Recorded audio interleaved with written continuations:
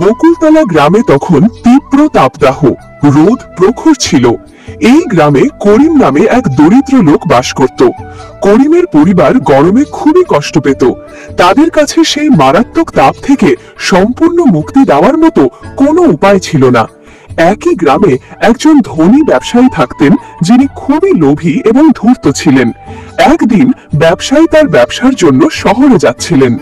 তার ঘোড়া প্রচন্ড রোদে হাঁটতে হাঁটতে ক্লান্ত হয়ে পড়ে এবং তিনি একটি গাছের নিচে বিশ্রাম নেওয়ার সিদ্ধান্ত নেন। যাত্রার সময় তার মূল্যবান সোনার মুদ্রা ভর্তি ব্যাগটি কোথাও পড়ে যায়। সে সেদিন ঘন্টার পর ঘন্টা তার ব্যাগটি খুঁজছিল, কিন্তু কোথাও খুঁজে পায়নি। সে গ্রামে ঘোষণা করার সিদ্ধান্ত নেয়। শোনো শোনো বকুলতলা গ্রামের মানুষ, শোনো, আমার কথা মনোযোগ দিয়ে শুনুন। ব্যবসায়ী আলতাবের সোনার মুদ্রা ভর্তি ব্যাগটি কোথাও হারিয়ে গেছে। গ্রামের যে কেউ সোনার মুদ্রার ব্যাগটি খুঁজে বের করে ব্যবসায়ীর কাছে নিয়ে আসবে, তাকে পুরস্কার হিসেবে 15টি সোনার মুদ্রা দেওয়া হবে। এই গরমে তোমার ভাগ্য উন্নতির চেষ্টা করো এবং দ্রুত সেই ব্যাগটি খুঁজতে শুরু করো। আরে, এই ব্যবসায়ী নিজেকে কি মনে করে? আমরা বোকা যে আমরা এই মারাত্মক গরমের মধ্যে তার সোনার মুদ্রার ব্যাগ খুঁজবো? এবং এমনকি যদি আমরা ধরে নিই যে কোনো গ্রামবাসী তার ব্যাগটি খুঁজে পেয়েছে এবং তাকে দিয়েছে, সে তাকে একটি সোনার মুদ্রাও দেবে না। এই সব লোভী লোকটির কৌশল। তুমি ঠিক বলেছ ভাই, আমি যদি তার ব্যাগটি খুঁজে পাই, আমি কাউকে এটি সম্পর্কে জানতে দেব না এবং আমি আমার জিনিসপত্রের ব্যাগগুলি গুছিয়ে অন্য কোনো শহরে চলে যাব। পুরো 2 দিন কেটে গেল, কিন্তু ব্যবসায়ীর সোনার মুদ্রার ব্যাগের কোনো সন্ধান পাওয়া গেল না। সে ঘোষককে বলতে শুরু করলো, আমার সেই ব্যাগটি আমার জীবনের উপার্জন। আমি বছরের পর বছর ধরে আমার কঠোর পরিশ্রম দিয়ে দিন রাত পরিশ্রম করেছি এবং তারপরেই আমি সেই সোনার মুদ্রাগুলি সংগ্রহ করেছি। আমার মনে হয় না যে এই তীব্র গরমে কেউ আমার ব্যাগটি খুঁজে বের করার চেষ্টা করবে। যদি কেউ ব্যাগটি খুঁজে পায় এবং সৎভাবে তা ফেরত দেয়, তবে আমি তাকে তার কঠোর পরিশ্রমের জন্য 2টি সোনার মুদ্রা দেব। তবে কেউ যদি চালাক হওয়ার চেষ্টা করে, তবে আমি তাকে ছাড় দেব না। হ্যাঁ মহাজন মশাই, আপনি চিন্তা করবেন না, আপনি অবশ্যই আপনার ব্যাগটি পাবেন। আমি পুরো গ্রামে গুপ্তচর ছড়িয়ে দেব। কেউ যখনই ওই ব্যাগগুলো খুঁজে পাবে, তারা আমাদের সাথে সাথেই জানাবে। অন্যদিকে করিমের স্ত্রী লাইলি তার প্রতিবেশী জেরিনার সাথে তার বাড়ির বাইরে বসেছিল। লাইলি, এবার গরমে আমার প্রাণ কেড়ে নেবে। আমি জীবনও এরকম গরম দেখিনি। আমার বাড়িতে এক ফোঁটা জলও অবশিষ্ট নেই এবং বাচ্চারা তৃষ্ণার্ত। আমার এই গ্রাম ছেড়ে অন্য কোথাও চলে যাওয়ার ইচ্ছা করছে। জেরিনা, আমার হৃদয়ের ব্যথা তোমার চেয়ে কম নয়। এই গরমের কারণে দিনও কাটে না, রাতও কাটে না। করিমও এই গরমে দিন রাত মাঠে কাজ করে, কিন্তু কিছুই অর্জন হয় না, কেবল ঘরের খরচ মেটানো হয়। হ্যাঁ লাইলি, তুমি সত্যি বলছো। আমার স্বামী সারাদিন শ্রমিক হিসাবে কাজ করে, কিন্তু সে যা আয় করে তা আমাদের পেট ভরানোর জন্য যথেষ্ট নয়। আমি ভাবছি আমাদের জীবন কি সবসময় এমনই থাকবে?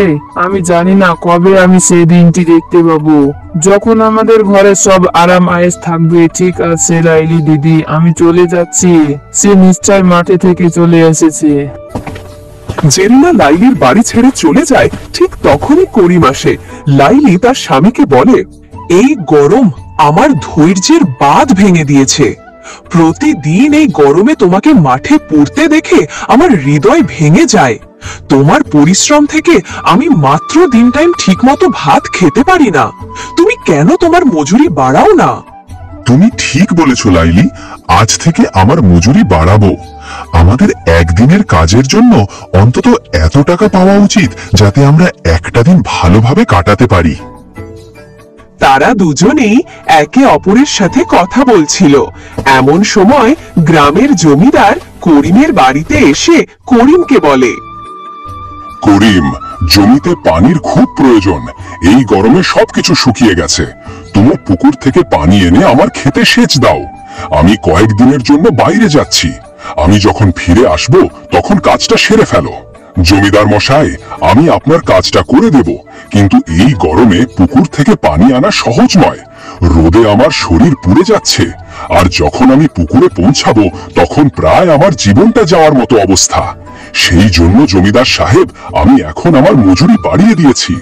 আপনাকে একদিনের কাজের জন্য 4টি রূপার মুদ্রা দিতে হবে।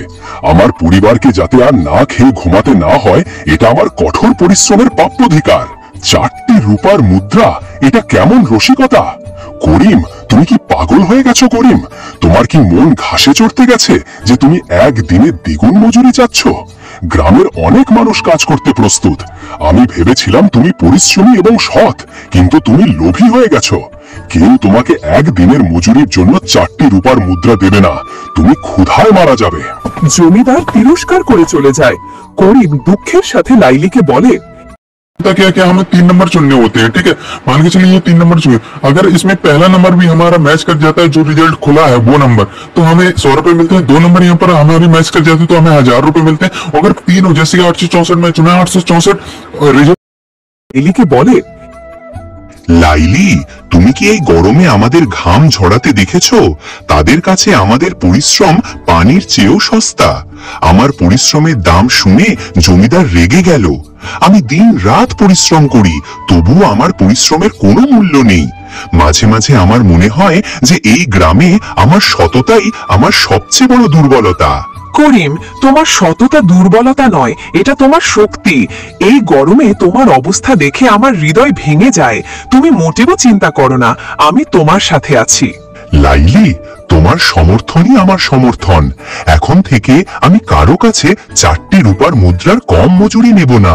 এই বলে করিম প্রচন্ড রোদে কাজের সন্ধানে বেরিয়ে পড়ে। পথে কূপের কাছে তার চোখ একটি উজ্জ্বল ব্যাগের উপর পড়ে। সে এটি তুলে দেখে যে এটি সোনার মুদ্রায় ভরা। মুদ্রাগুলো দেখে করিমের হৃদয় দ্রুত স্পন্দিত হতে থাকে। তারপর সে ভাবতে শুরু করে, এই মুদ্রাগুলো কার জীবনের উপার্জন? এই গরমে যে হারিয়ে ফেলবে সে কতটা অস্থির হবে। আমি যদি এটা রাখি তাহলে হয়তো আমাদের দারিদ্র শেষ হয়ে যাবে, কিন্তু আমার মনের শান্তি চিরতরে চলে যাবে। সততা আমার সবচেয়ে বড় সম্পদ, আর আমি এটা কোনো মূল্যেই বিক্রি করব না। আমাকে এই ব্যাগটি তার মালিকের কাছে পৌঁছে দিতে হবে। কিন্তু করিম সোনার মুদ্রার ব্যাগ নিয়ে তার বাড়িতে পৌঁছায়। লাইলিকে দেখে করিম একটু চিন্তিত, তাই সে তাকে জিজ্ঞাসা করে, কি হয়েছে? তুমি কাজ খুঁজতে গিয়েছিলে, তাহলে এত তাড়াতাড়ি ফিরে আসলে কেন? এই গরম কি তোমাকে আরো দুর্বল করে দিয়েছে, নাকি অন্য কিছু সমস্যা হয়েছে? আমার মন অস্থির হয়ে উঠছে, বলো না। লাইলি, গরম নয়, আমার মনই আমাকে অস্থির করে তুলেছে। আমি পথে সোনার মুদ্রা ভর্তি এই ব্যাগটি খুঁজে পেয়েছি। এটা কারো সারা জীবনের পরিশ্রমের উপার্জন। এই গরমে যে লোকটা এটা হারিয়েছে সে কত কেঁদেছে ভেবে আমার হৃদয় কাঁপছে। যার এই ব্যাগটি, আমি তাকেই এটা ফিরিয়ে দেব, না হলে আমার আত্মা আমাকে কখনো ক্ষমা করবে না। তুমি কি বলছো? কেউ কি আমাদের অর্জিত জিনিস ফেরত দিয়েছে? ওহ আল্লাহ, আমাদের দারিদ্র দেখে এই মুদ্রাগুলো আমাদের দিয়েছেন। এই সোনার মুদ্রাগুলো আমাদের জীবন বদলে দেবে এবং আমরা এই দারিদ্র থেকে মুক্তি পাব। আমি আর এমন জীবনযাপন করতে চাই না যেখানে আমাদের সবকিছুর জন্য আকুল হতে হয়। কিন্তু লাইলি, আমরা কিভাবে অন্য কারো সম্পদ রাখবো? আমি জানি না কেন সেই লোকটা এই সোনার মুদ্রাগুলো রেখেছে। কে জানে, সে হয়তো তার মেয়ের বিয়ের জন্য জিনিসপত্র কিনতে যাচ্ছে এবং এই মুদ্রার ব্যাগটা তার পকেট থেকে পড়ে গেছে। লাইলি, যে কোনো কিছু হতে পারে, তাই আমার হৃদয় আমাকে এই মুদ্রাগুলো আমার কাছে রাখতে দিচ্ছে না। যদি তুমি এই ব্যাগটা সেই লোকটাকে ফেরত দিতে চাও তাহলে তাই করো, কিন্তু আমার একটা শর্ত আছে। যদি 10 দিনের মধ্যে তুমি জানতে পারো যে এগুলো কার ব্যাগ, তাহলে তোমাকে অবশ্যই তাকে তা ফেরত দিতে হবে। যদি 10 দিনের মধ্যে তুমি জানতে না পারো, তাহলে এই মুদ্রাগুলোর উপর আমাদের অধিকার থাকবে। ঠিক আছে লাইলি, আমি 10 দিন অপেক্ষা করব। যদি এই মুদ্রাগুলোর মালিক খুঁজে পাই তাহলে আমি তাকে এগুলো ফেরত দেব। যদি না পাই তাহলে তুমি এই মুদ্রাগুলো তোমার ইচ্ছামতো ব্যবহার করতে পারো। তার স্ত্রীর পরামর্শে করিম 10 দিন অপেক্ষা করে। অন্যদিকে কোনো গ্রামবাসী তার ব্যাগ খোঁজার পর বণিকের কাছে যায় না। এতে বণিক খুব বিরক্ত হয়। তারপর সে ঘোষককে ডেকে জিজ্ঞাসা করে, এই নাটকটা কি? তুমি কি গ্রামে সঠিকভাবে ঘোষণা করনি? এই গরমে কেউ আমার ব্যাগ ফেরত দিতে আসেনি কেন? নাকি কেউ খুঁজে বের করার চেষ্টা করেনি? নাকি কেউ ব্যাগটি খুঁজে পেয়েছে এবং ফেরত দিতে চায় না? যে কোনো মূল্যে আমার সেই সোনার মুদ্রার ব্যাগটি দরকার। যদি আমি ব্যাগটি না পাই তাহলে আমি ধ্বংস হয়ে যাব। মহাজন মশাই, এই গরমের মধ্যেও আমি গ্রামের প্রতিটি কোণে অনেক হইচই করেছি। আমি বলেছিলাম যে যে ব্যক্তি ব্যাগটি ফেরত দেবে তাকে পুরস্কার হিসাবে 15টি সোনার মুদ্রা দেওয়া হবে। এতক্ষণে কারো আসা উচিত ছিল। তাই তুমি একটা কাজ করো, এবার আবার ঘোষণা করো এবং এবার পুরস্কার হিসাবে অর্ধেক মুদ্রা ঘোষণা করো। কিন্তু মহাজন মশাই, যদি আপনি অর্ধেক মুদ্রা পুরস্কার হিসাবে দেন তাহলে আপনার আর কি থাকবে? এর থেকে আপনি কোনো লাভ পাবেন না। লাভ হবে। কেউ একবার মুদ্রা এনে দিলে আমি তাকে চুরির অভিযোগে অভিযুক্ত করব এবং তাকে একটি মুদ্রাও দেব না। মহাজন মশাই, আপনার বুদ্ধিমত্তার যত প্রশংসাই করি না কেন তা যথেষ্ট নয় এবং কাউকে কিছু দিতে হবে না। এখন বেশি দেরি করো না, গ্রামে তাড়াতাড়ি ঘোষণা করো যে মুদ্রা ফেরত দেবে সে অর্ধেক মুদ্রা পাবে। ব্যবসায়ীর অনুরোধে সে একটি আধুনিক ঘোষণা করতে বেরিয়ে পড়ে। শোনো শোনো শোনো, বকুলপুর গ্রামের লোকেরা, আমার কথা মনোযোগ দিয়ে শোনো। বণিকজির সোনার মুদ্রার ব্যাগ কোথাও হারিয়ে গেছে। যে কেউ ব্যাগটি খুঁজে বের করে বণিকজিকে ফেরত দেবে সে 15টি নয়, অর্ধেক সোনার মুদ্রা পাবে। এই সুযোগ বারবার আসে না। এই গ্রীষ্মে দ্রুত ভাগ্য উন্নতির চেষ্টা করে দেখুন এবং ব্যাগটি খুঁজে বের করে বণিকজিকে ফেরত দিন। তারপরে আপনি ধনী হয়ে যাবেন। শোনো শোনো বকুলপুর গ্রামের লোকেরা, শোনো। ঘোষকের কণ্ঠস্বর করিমেরও কানেও পৌঁছায়। সে দ্রুত তার বাড়িতে যায় এবং তার স্ত্রী লাইলিকে বলে, এই সোনার মুদ্রার ব্যাগটি আমাদের গ্রামের ব্যবসায়ীর। সে ঘোষণা করেছে যে গ্রামের যে কেউ তাকে ব্যাগটি ফেরত দেবে ব্যবসায়ী তাকে অর্ধেক সোনার মুদ্রা দেবে। মিথ্যা, একেবারে মিথ্যা। ওই ব্যবসায়ী কখনো এটা করবে না। সে লোভী। সে কখনোই তার অর্ধেক সোনার মুদ্রা কাউকে দেবে না। এটাই তার কৌশল। সে গ্রামের অনেক লোককে ঠকিয়েছে। তাহলে আমার কি করা উচিত? লাইলি, আমি এই ব্যাগটি বণিককে ফেরত না দিই তাহলে বণিক যদি কোনো সূত্র থেকে জানতে পায় তাহলে সে আমাদের কাছ থেকে ব্যাগটি ছিনিয়ে নেবে এবং আমাদের সাথেও অনেক দুর্ব্যবহার করবে। তাই তার ব্যাগটি আমার ফেরত দেওয়াই ভালো। এখন সে আমাকে আমার পুরস্কার দিক বা না দিক। ঠিক আছে, তোমার যা ইচ্ছা তাই করো, আমি জানি না। করিম ব্যাগটি নিয়ে বণিকের কাছে পৌঁছায়। বণিক যখন করিমের হাতে তার সোনার মুদ্রার ব্যাগটি দেখে তখন তার আনন্দের সীমা থাকে না। বণিক মশাই, আমার নাম করিম। আমি কূপের কাছে আপনার সোনার মুদ্রার এই ব্যাগটি পেয়েছি। আমি আপনাকে এটা ফেরত দিতে এসেছি।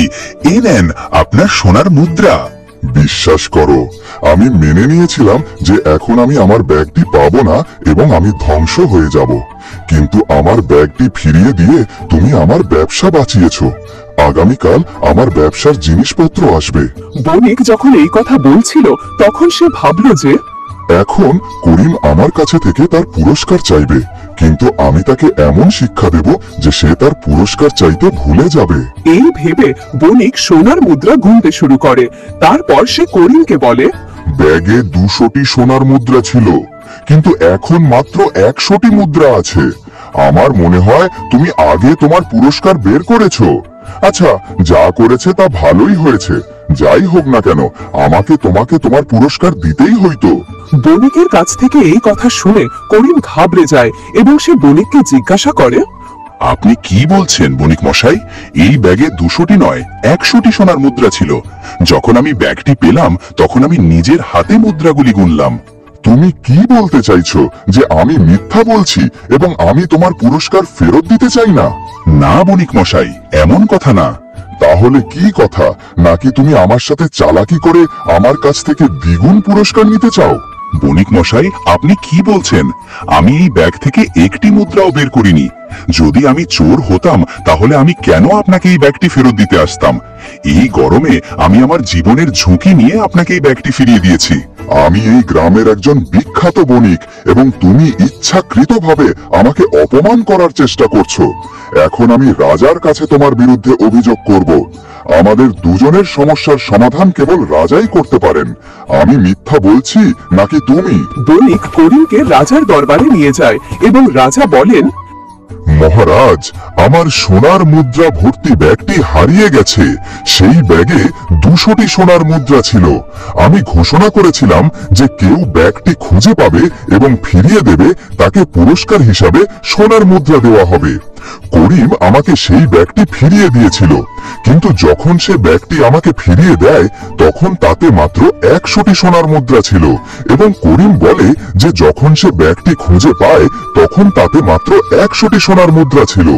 আমার মনে হয় সে ব্যাগ থেকে 100টি মুদ্রা চুরি করেছে। এখন সে আমাকে অপমান করার চেষ্টা করছে। মহারাজ, আমাদের মামলার সিদ্ধান্ত কেবল আপনিই নিতে পারেন। মহারাজ, একবার আমার কথা শুনুন। আমি এই ব্যাগটি কূপের কাছে পেয়েছি।